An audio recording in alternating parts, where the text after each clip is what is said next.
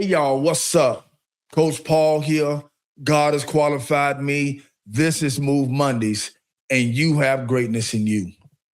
Now, before we get to that greatness, y'all know I got to say this. If you don't move, that person, those people, those places, those things, those thoughts, those ideas, or those ways, Coach Paul promises you this. They are definitely going to move you, and you don't want to move where they're going to move you to. That's just that simple. All right, let's get off into what we're going to be talking about today. Early this week, as I was doing one of my weekly motivationals at the treatment center, the subject matter that I had spoke on, it was so relative to all of us. We can all relate to it in one way or another, that I made a decision that I was going to use that subject matter for this week's episode. And this week's episode is going to be about relationships. Now, when we talk about relationships, I want you all to go back. I want us to go back, like Minnie Riperton says, back down memory lane. Remember that time that you ran into someone and you had that first love at first sight. Yeah, love at first sight type of experience, or that person or whoever that was that you ran into, you had fashioned it in your heart or in your mind that this is the one, this that gonna be that one that I'm gonna spend the rest of my life with. This is the one that I'm going to marry. And, you know, everything that they said made you smile. Their smile made you smile. Their laugh made you laugh. They touched you in the right places and in the right way. They did the right things. They whispered the sweet nothings in your ear. Again, this is, excuse me, this is like that first love, the one that you had it in your heart and in your mind. Like, this is the one that I'm going to end up spending the rest of my life with. They make everything right. They make everything bright. They make everything in life feel like it has meaning and purpose. As a matter of fact, this has given me a sense of purpose and meaning in life. This relationship that I had come across. Again, it was blissful. You know, you name it. When you kissed them, the stars rang out and the fireworks went off. All of the good stuff that comes along with that first love, or that one that you thought or that you fashioned in you that was going to be the one you spend the rest of your life with. Again, it was all good, so we thought. Because as the television show says, but there had been signs. And so you got deep into this relationship and you started spending time with it in this relationship or with this relationship, only to find out that through the signs that you saw, there was some potential for abuse. You saw it coming, but you stayed. In the name of love, they ain't gonna do this to me. They're not gonna treat me this way because I'm special and this relationship loves me. Again, there had been signs. And so as you stayed in the name of love, as you stayed in the name of having that mindset of this is going to be the individual or the relationship that I spend the rest of my life with, in spite of all the signs that abuse was coming. And when I talk about abuse, you started getting hit on. You started getting slapped here and there. It wasn't all the time, it wasn't every day, and it wasn't in every situation. But those things started to happen. You started to get abused spiritually. You started to get abused mentally. You started to get abused physically. You started to get abused emotionally. You started to get abused financially and many other ways. Also, the relationship caused you to start to isolate because you didn't want people to see what was really going on, especially based off the fact that you knew in your heart and in your mind, this is the one.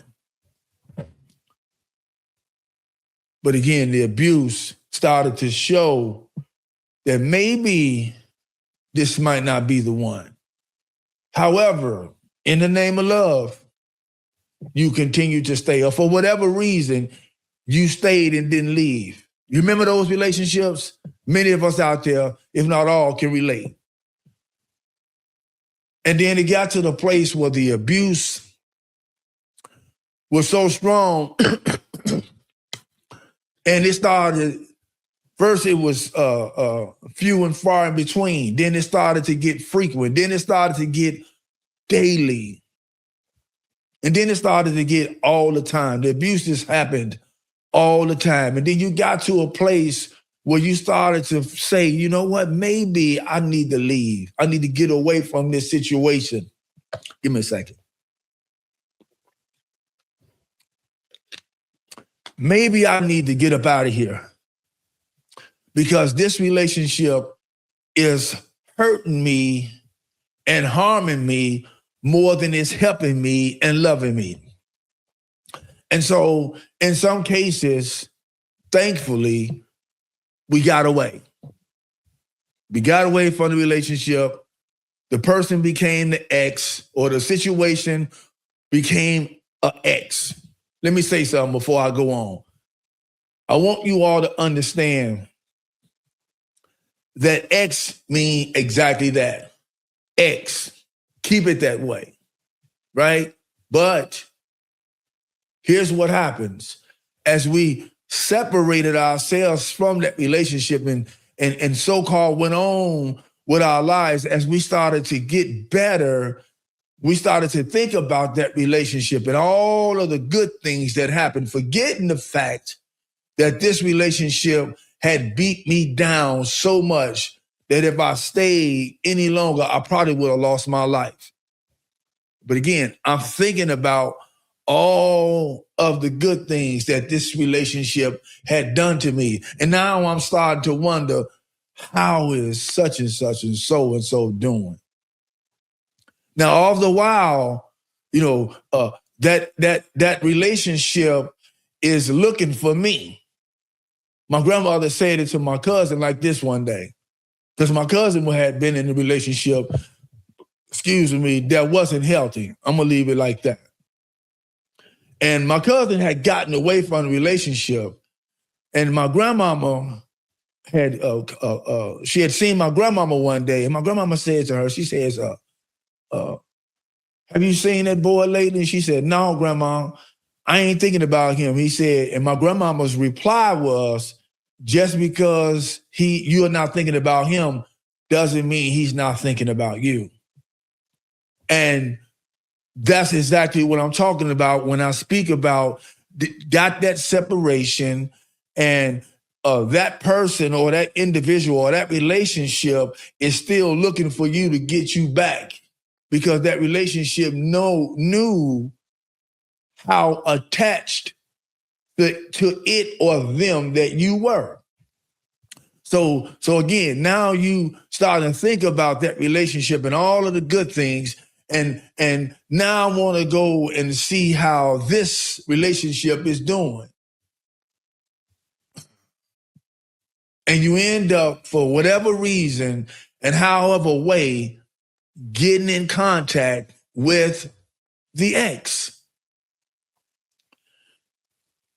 And the ex did exactly what it did before. Start speaking these sweet nothings. Had that smile that made you quiver.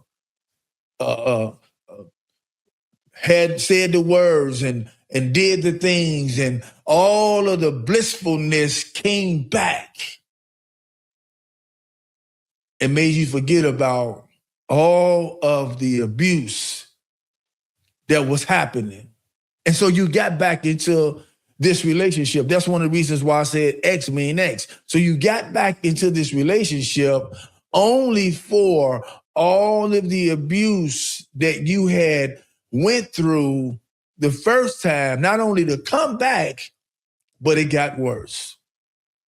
It got worse to literally you almost lost your life. But here's the hope. You ended up getting away from that relationship again, probably within the inch of your life. Now, why am I talking about this? Because many of us are in relationships that if we don't leave, it's going to kill us. Many of us are in relationships that says, if I can't have you, nobody else can. Many of us are in relationships that we know that these relationships are 100% unhealthy. Oh, I forgot this part. I can change them. Remember that part? Remember when you used to think that I'm gonna change them? Only for, they change to worse. And when we think about these relationships, let me say this, y'all. I've never been a snitch. And I always tell people like this, snitching is not it's not called snitching if you tell it in a person's face. So I'm gonna tell in their face who they are. I'm gonna reveal these people because I want you to watch out.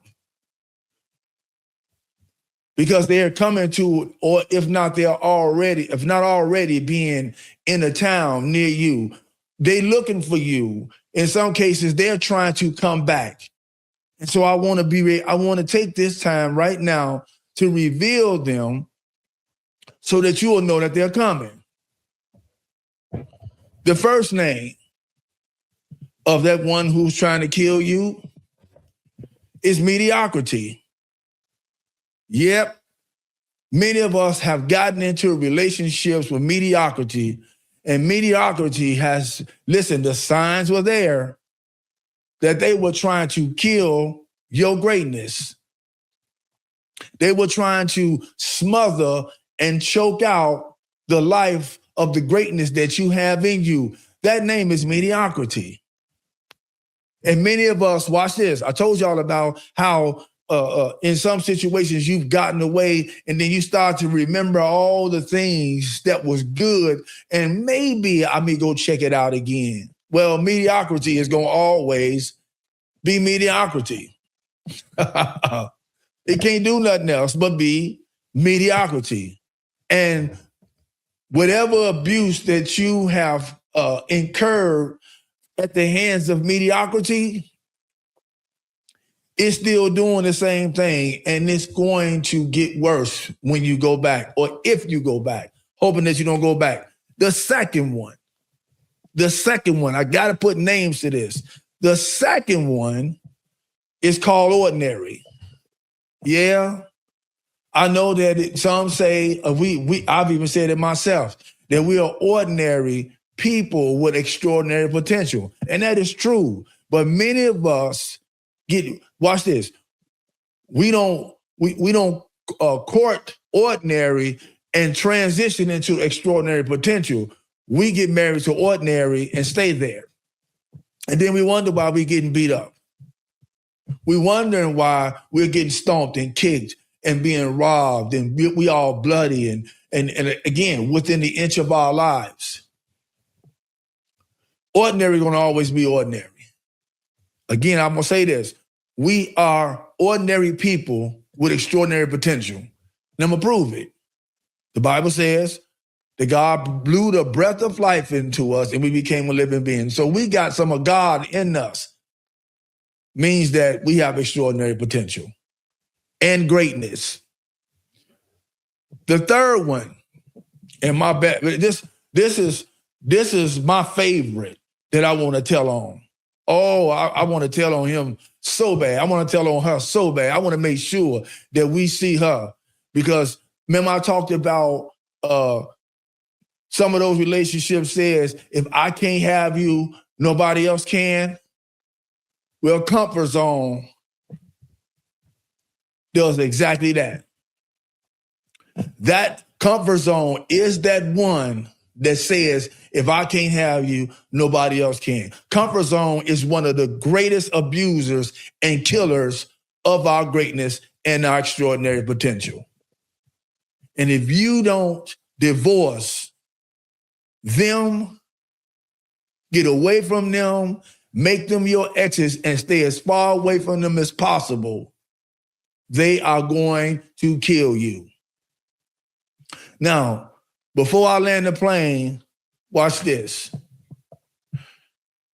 While you were in those unhealthy relationships, you remember you came across that someone or some situation that this person was who they said that it was. They were sweet, they were kind, they were loving, they were caring. They was the one that says, I'll take you away from this. I'll take care of you. I'll help you heal. I'll help make you, get you made whole. You will never have to worry about being abused again, so forth and so on. Remember some of those times when you came across that person or that situation where that presented itself in your life, and because you were still in love and attached to and married to mediocrity, ordinary, and comfort zone, you let it go by. You let it go right by you. Remember that? How do I know? That name was greatness. The name of that was greatness. And so as you divorce mediocrity, as you divorce ordinary, as you divorce comfort zone, go out there and look for greatness, ask greatness to marry you, and make sure that you live according to the vows that says, for better or for worse, for rich or for poor, in sickness and in health, to death do us part. With that being said, go out there and be great. This is Coach Paul. I love every last one of y'all, and there's absolutely nothing you can do about it. Until we get together on the next episode, I want all y'all to be well. Do the next right thing. God bless you. Get a divorce and remarry. And if you're looking for a butt, it's going to always be easy to find one. I'll see y'all next time. Deuces.